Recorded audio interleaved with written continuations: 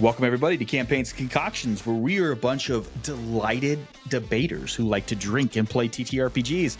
Welcome to part 2 of the introduction series. This is for those of you who saw the one with Matt. We never formally introduced ourselves to everybody, so this really gives everybody a chance here to meet and see people. You know, if you're listening to this on the podcast, go ahead, check out the YouTube. That way you can see our funny faces. But yeah, that's what we're doing. And as always, if you want to chat with us in a more interactive way, you can click the links below, point. But yeah, so we're drinking. So what are we drinking, Nate? I have a very, I don't know if it's a weird riff on a daiquiri. I have to put it in frame. So I use the Batavia Ararak that we have because I don't have another light rum. And then John's Blue Spirilla simple syrup. So that's why it looks like it has something else in it. But that's it. So lime juice, Batavia Ararak, and that. That's really pretty. Mine is a classic daiquiri that is 2 parts Jamaican rum, 1 part lime juice, 1 part simple syrup. Shake the shit out of it and then serve it. Normally in a coupe, but I don't have one.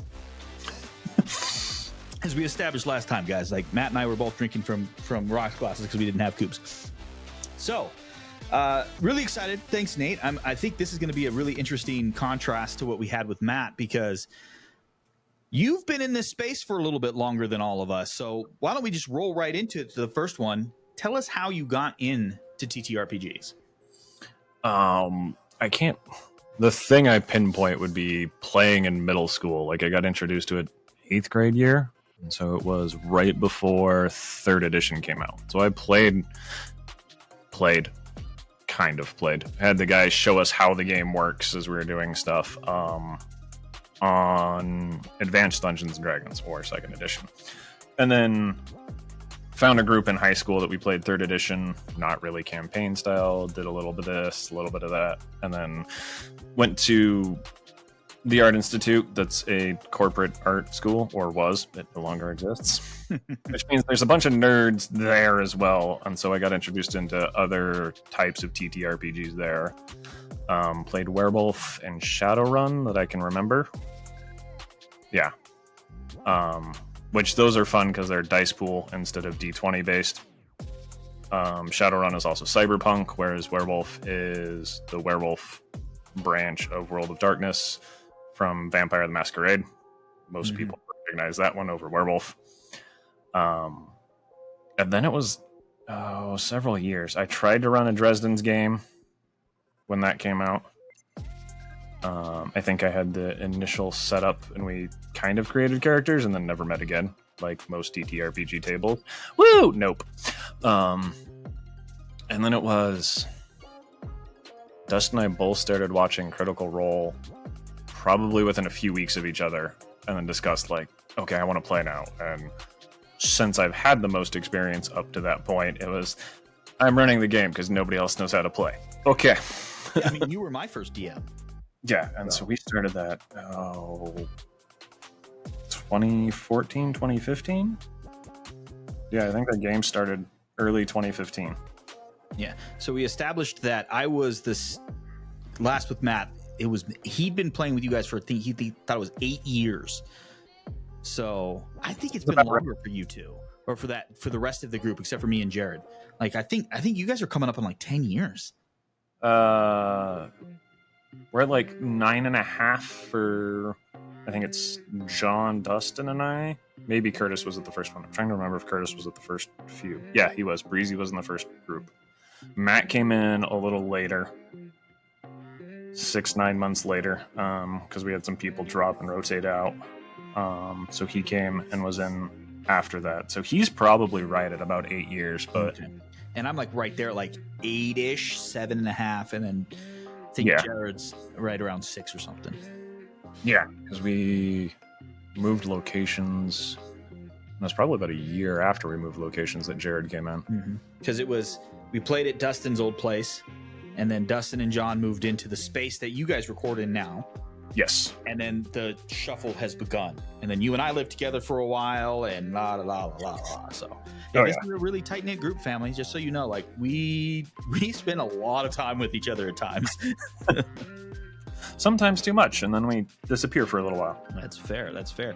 So I'm actually going to ask you one that's not on here, just because, and I'm going to just throw it out there and see how tempting this is for you. How interested are you in running a World of Darkness game? Like, because I know I'm interested. Are you interested in one as well? I would have fun running one. I would rather run a vampire game than play a vampire game. Mm-hmm. But I would both play and run in Hunters or play and run a werewolf game. Yeah, that's super interesting, right? One of our projects thoughts out there for after this campaign and I'm looking at both, run either in Hunters or I'm running it in Old Gods first time. But it's Prohibition era supernatural shenanigans. And if you, I think we've shouted them out on the pod before, but if you have not listened to the Old Gods of Appalachia podcast and you like anything gothic or horror or a disturbingly sexy southern drawl, go listen to it, because mine is shit. Steve's, like, they actually have on their Patreon Steve Reed, and I will listen to that man read the fucking phone book. Oh yeah, they have Steve and Cam Reeds. Both do it now, the writers. But yeah, Steve is someone to get synced into. I recently just finished season 3 like a few weeks back, as I was trying to like get in the mindset and reading through it all. And so I think I started episode 1 of season 4. Yeah, see it. Yeah, I'm in season 4 right now. It's so good. Go listen, family. It's absolutely. I've stolen a lot of ideas from them. Just because it's so much fun. It's so much fun. So that's cool. So thank you on that one. And then you and I will talk some more about that stuff. I have some ideas. Nate and I talk a lot, usually more about technical stuff, because he's my fellow tech nerd. He's actually more experienced in it. I ravenously eat up stuff very quickly. So that's why I have all the audio stuff. So, but my next question for you is, what was your inspiration for Sark? Sark's inspiration, where Sark is at currently, are very different from each other and very different from the path that I saw him on. But Sark's original inspiration was blending of the idea of Alistair from Castlevania animated series, where you have the hero buried beneath the city that'll awaken in greatest need kind of thing. So you have this buried hero playing on the memory loss thing of like, I woke up and I have no idea what's going on. And then initially was going to be more Nightwing than Red Hood, but emotional damage happened.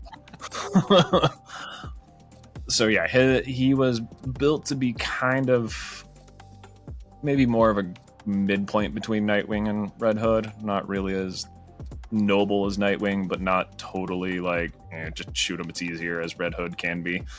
Mm-hmm. I think one of my favorite things about you, Nate, is that how much thought you always put into your characters, even NPCs, right?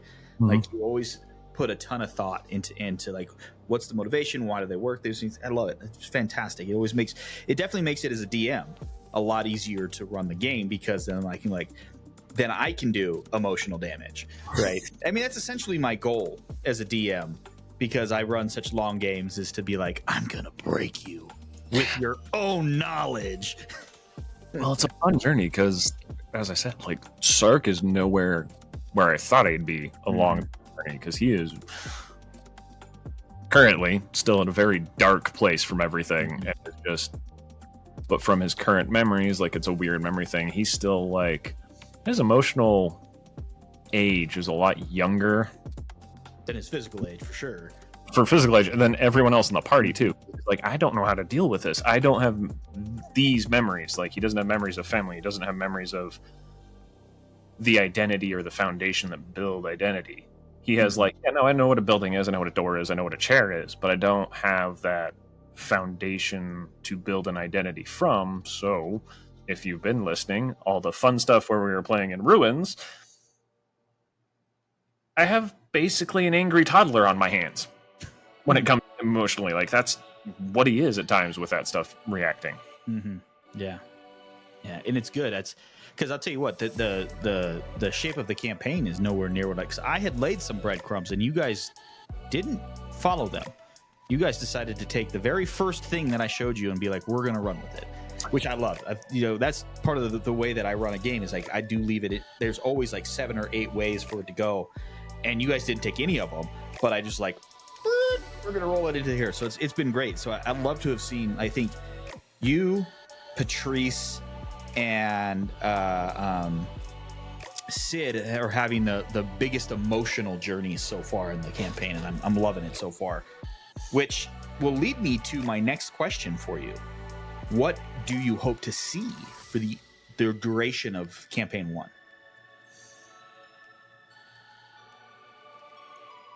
This is the one that like I struggled with. I was like, where do I want to see this go? Because like as a player, I'm just kind of on the journey at this point because I'm like, all right, where are we going? Because this is fun.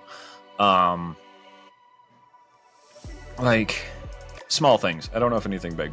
Like 2 callbacks that I think would be fun. One of them's loosely a callback.